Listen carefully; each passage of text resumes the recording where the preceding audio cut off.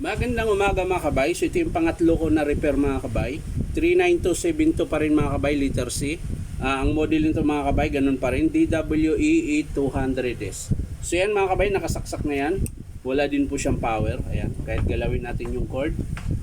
Ayan, wala po siya. So tara mga kabay, samahan nyo kung bubuksan po natin. So yan mga kabay, binubuksan ko na po. So unahin natin dito sa kanyang cord. Ayan. So check natin yung carbon mga kabay, kung meron pa ba at bakit ayaw niyong gumana. So yan mga kabay, yung carbon mahaba pa po, kalahati po siya. Check natin sa kabila, baka kasi nagkaroon ng ng uka kaya ayaw gumana. So wala po siya mga kabay. Yan, okay pa. So maaaring baka wiring na naman ito mga kabay or cord. Ayan. So titisterin natin ngayon mga kabay yung manggagaling sa armature tsaka field coil. Ayan. So titisterin natin mga kabay. Ayan. Medyo ibababa lang natin para makita nyo po. Ayan. So yan mga kabay, buo po yung tester natin, di lang naon. Ayan. So pumapalo po yung tester natin. Tester natin yung manggagaling sa armature tsaka field coil. So buo mga kabay. So maaring dito, ayan, meron silang nilagay na electrical tape. Baka dito ang problema. So para mabilis mga kabay, putulin na kaagad natin yan. Ayan.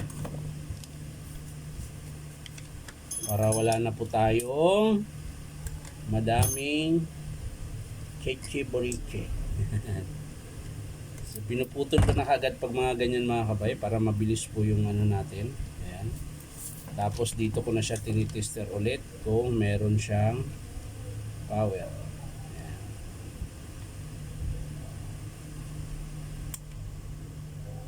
So yung mga kabay, babalatan lang natin ito.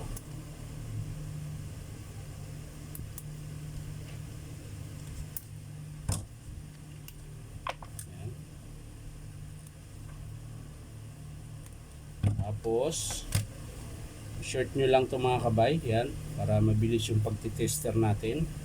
Yan. Tapos titester natin dito sa plug.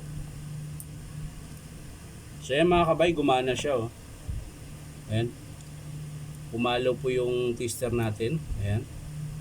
So galaw-galawin natin, baka sakaling may iba pang putol. So yan mga kabay, hindi nagbago, meron pa rin siyang contact. Ayan. So yun lang po yun ang sira mga kabay, yun dito. So ang gagawin natin mga kabay, tatanggalin na natin to, tapos re-recta natin to. Ayan. Para hindi na tayo hindi na natin bubunutin yung switch mga kabay. So dito na tayo diretso mga kabay sa kanyang dudugtong na lang natin dito. Kasi hindi naman to gumagalaw dahil meron tayong cord clamp.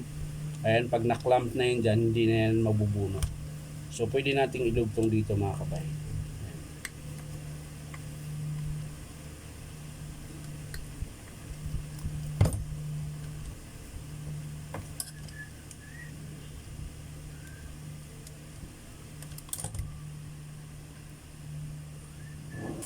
So yan mga kabay, nadugtong na po natin.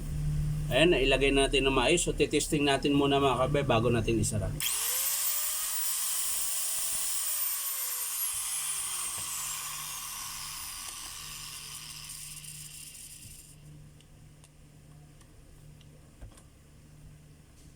So ayan mga kabay, papandar natin ulit.